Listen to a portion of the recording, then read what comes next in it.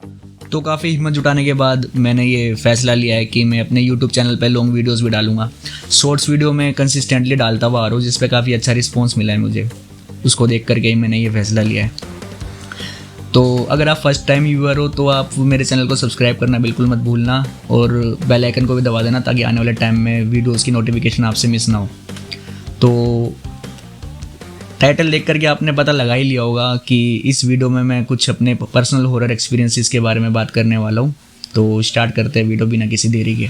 तो ये first incidence मेरे साथ तब हुआ था जब मैं काफ़ी छोटा था, शायद 8 या 9 साल का था। तो हुआ यूँ था, मेरे घर के आसपास है ना, मतलब कुछ आंटियाँ थी जो आपस में बात कर रही थी। हम तो क्रिकेट खेल रहे थे, तो मेरे दोस्त ने बॉल फेंक करके वो आंटियों के बीच में गिरा दी। तो मेरी हिम्मत हो नहीं रही थी, क्योंकि आंटियाँ डांटती, आपको पता ही होगा बचपन में कितनी डांट पड़ी हम लोगों को। तो मैं आंटियों की बातें ही सुन रहा था दूर से कि कब इनकी बातें ख़त्म होएगी और मैं बॉल उठा के वहाँ से भाग जाऊँगा। तो वो आपस में कुछ ऐसी ही बातें कर रही थी कि मैंने भी देखा उसको, मैंने भी देखा रात के समय, इस हिसाब से कुछ बातें हो रही थी। तो मैंने ज़्यादा ध्यान दिया नहीं, क्योंकि 8-9 साल का बच्चा क्या ही ध्यान देता है इन सब बातों पे। मेरे को तो अपनी बॉल से मतलब था। तो बाद में जब हम क्रिकेट खेल करके अपने घर में चले गए, तो मम्मी भी मेरी पापा से बात करने लग गई कि ऐसी ऐसी बातें हो रही है गली में, तो आप थोड़ा जल्दी आ जाया करिए घर में। तो 8 बजे 9 बजे तक आप ज़्यादा मतलब लेट ना करो घर में आने में। तो पापा भी कह रहे ठीक है, पर ऐसा कुछ होता नहीं है, ये सब अंधविश्वास है। इस तरीके से पापा ने इस बात को टाल दिया। तो मेरे में क्यूरियोसिटी जगी कि हाँ कुछ तो है, देखना ज़रूर चाहिए। तो एक बार क्या हुआ, मैं रात में कार्टून देख रहा था। तो देखते देखते काफ़ी टाइम हो गया था। फिर बाद में वो एड्स चल जाती है, आपको पता ही होगा, वो नाप तोल वाली। तो वो भी मैं देखने लग गया था, ताकि मैं रात में देख सकूँ कि आंटियाँ किस चीज़ के बारे में बात कर रही थी। मेरे को उस टाइम कुछ भी नहीं पता था कि हाँ कोई भूत वूत की बात है। तो वो एड्स देखते देखते रात के 1:30 या 2 बज गए थे। तो मेरे को बाथरूम जाने की ज़रूरत महसूस हुई। तो मैं उस समय, हमारा जो बाथरूम था वो फर्स्ट फ्लोर पे था। तो हम मम्मी पापा सब सो गए थे। तो मैं अकेला ही था घर में जो जग रहा था। तो मैं चला गया। जब ऊपर पहुंचा, वॉशरूम गया, अपना सारा काम करके जब मैं बाहर आकर के बालकनी से नीचे देखने लग गया, तो मेरे को कुछ नहीं दिखा। मेरे को लगा यार क्या बातें कर रहे थे, कुछ नहीं बात कर रहे थे। मैं थोड़ी देर वहाँ पे वेट भी किया कि हाँ शायद मेरे को कुछ दिख जाए, लेकिन मुझे कुछ नहीं दिखा। तो मैं घूम करके अपने हाथ वाथ धो करके मैं नीचे ही आने वाला था, तभी मुझे पायल की आवाज़ आई। लिटरली जैसे टिपिकल स्टोरी में आपने सुना ही होगा कि भूतों की पायल की आवाज़ आती है।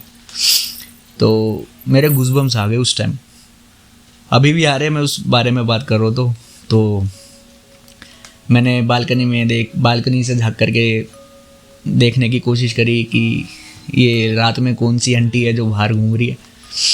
तो मुझे कुछ नहीं दिखा। इधर से इस कॉर्नर से लेके उस कॉर्नर तक देखा मैंने, मुझे कुछ नहीं दिखा लिटरली मुझे। पर कोने पे ध्यान से देखने में एक खंबा था हमारी गली के कोने में, उसके नीचे एक मेरे को फिगर दिखी किसी लेडी की। उस टाइम ज़्यादा लाइट तो नहीं थी, लेकिन जो हम घर के आगे लाइट जला देते हैं अपने पर्सनल कन्वीनियंस के लिए, और घर में किसी के घर में लाइट जल रही थी। तो उस रोशनी में मैंने देखा उसको। तो भाई मेरे होश उड़ गए। मैं कहा यार ये क्या चीज़ है। तो धीरे धीरे करके वो गली के अंदर आने की कोशिश कर रही थी, मतलब अंदर ही आ रही थी। मतलब उसके पैर नहीं दिख रहे थे मुझे लिटरली। वो शायद वो फ्लोट कर रही थी, मतलब ऐसे करके फ्लोट कर रही थी, वो चल भी नहीं रही थी। तो भाई मेरे पैर जाम हो गए, मुझे कुछ समझ में नहीं आ रहा। मैं कहा अब क्या करूं, चिल्लाने की कोशिश कर रहा हूँ, मैं चिल्ला भी नहीं पा रहा हूँ। मैं कहा मम्मी अब तो गया मैं, अब कुछ नहीं हो सकता। अभी मैं ये बात हंस के बता रहा हूँ, लेकिन हंसने की बात बिल्कुल भी नहीं है। हंस में इसलिए रहा हूँ ताकि थोड़ा सा मैं रिलैक्स फील कर सकूँ। फिर जैसे वो फ्लोट करते हुए आ रही थी, हमारे 2-3 घर का ही गैप रह गया था। मतलब थोड़ा सा मतलब गैप कम हो गया था। एक तो पहले तो वो गली के कोने में थी, फिर हमारा गैप कम होता चला गया, मतलब वो पास में ही आ रही थी।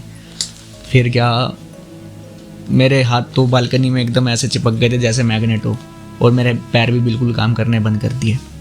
फिर जैसे ही वो पास आती गई मैंने अपनी आंखें बंद करी और भगवान का नाम लिया। मेरे को नहीं पता, आई डोंट नो मैंने क्या करा क्या नहीं, लेकिन एकदम से मेरे अंदर हिम्मत आ गई और मेरे पैर भी काम करने लग गए। एकदम से मेरे बालकनी से हाथ भी छूट गए और मैं बहुत स्पीड में, मतलब इतनी स्पीड से मैं शायद ही कभी भागा हूँ। मैं बहुत स्पीड से भाग भाग के जैसे सीढ़ियाँ उतरते हैं तो मैंने 2-3 सीढ़ियाँ गैप कर दी थी उतरते समय। और मेरे मम्मी को जा कर के उठाया, मम्मी बाहर कोई है, मम्मी बाहर कोई है। तो मम्मी ने भी बाहर देखने की कोशिश नहीं करी। मम्मी को भी शायद पता ही था कि मैंने क्या देखा है, क्योंकि मम्मी ने भी मेरे को बाद में बताया था कि मैंने भी देखा था, इसी मारे रात में ऊपर जाना अवॉइड करती है मम्मी भी। तो पहला इंसिडेंस मेरा यही था। तो नेक्स्ट इंसिडेंस की बात मैं बताता हूँ आपको। मैं अपने दूसरे इंसिडेंस के बारे में बात करूँ उससे पहले मेक श्योर मेरे चैनल को सब्सक्राइब कर देना अगर आप यहाँ तक वीडियो देख चुके हो तो दूसरा इंसिडेंस मेरे साथ हुआ यूँ था। हम वहाँ से शिफ्ट हो गए थे, मतलब 2015 के आसपास शिफ्ट हो गए थे। तो हम फ्लैट में शिफ्ट हुए थे। पहले हमारा जड़ से मकान था, मतलब प्लॉट से ही मकान था हमारा, फिर हम फ्लैट में फिर शिफ्ट हुए। तो जहाँ हमने फ्लैट लिया था उसकी पिछली गली में एक स्कूल था। उस स्कूल का नाम मैं नहीं लूँगा क्योंकि थोड़ा सा डिग्निटी का इशू हो जाता है।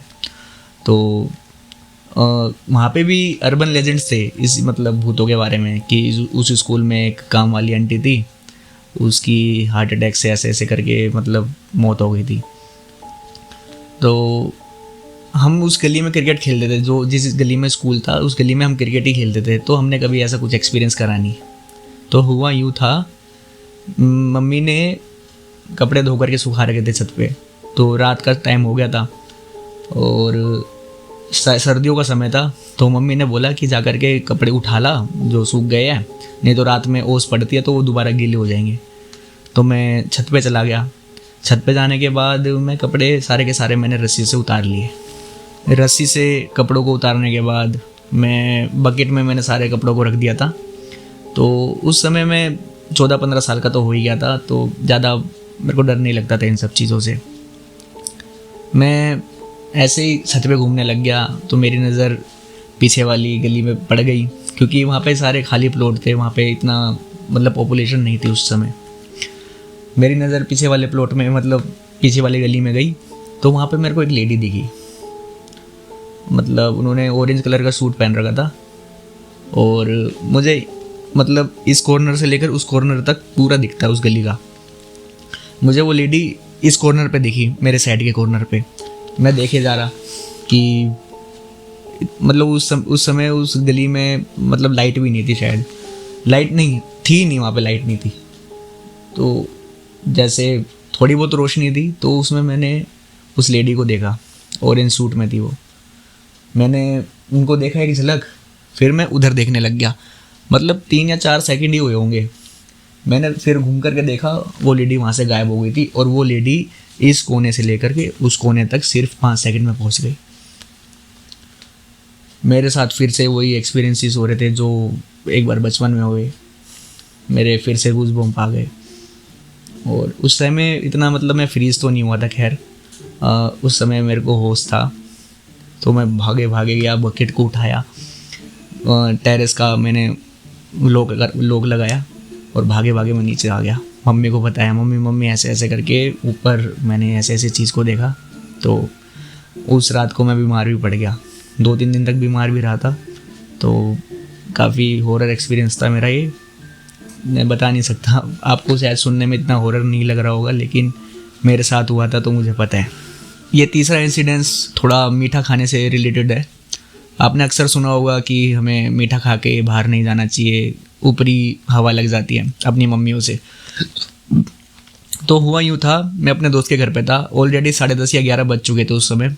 कोरोना फेज से पहले का समय था, वो शायद 2019 था। मैंने उस समय नई बाइक भी ली थी अपनी। तो मतलब बाइक पे घूमने का बड़ा शौक़ था मुझे कोई परवाह नहीं थी कि घर पे तो 20-25 मिनट में पहुंच ही जाना है, तो लेट होने का कोई मतलब वो नहीं था, टेंशन नहीं थी। तो आंटी ने मुझे गज्जक खिलाई कि ले बेटा गज्जक खा ले। तो मैंने खा भी ली, मैंने ज़्यादा सोचा भी नहीं था। ये वाली बात मेरे दिमाग से निकल ही चुकी थी एक ये लगा लो आप, ये वाली बात मेरे दिमाग से निकल चुकी थी कि मीठा खा के बाहर नहीं जाना होता है। तो मैं निकल गया। तो हमारे मतलब घर से आते समय बीच में एक हाईवे पड़ता है, तो पूरे रास्ते एकदम नॉर्मल था। जैसे मैंने हाईवे पे अपनी बाइक चढ़ाई, हाईवे शुरू हुआ मतलब, तो मुझे ऐसा लगने लग गया जैसे मेरी बाइक बहुत हैवी चल रही है।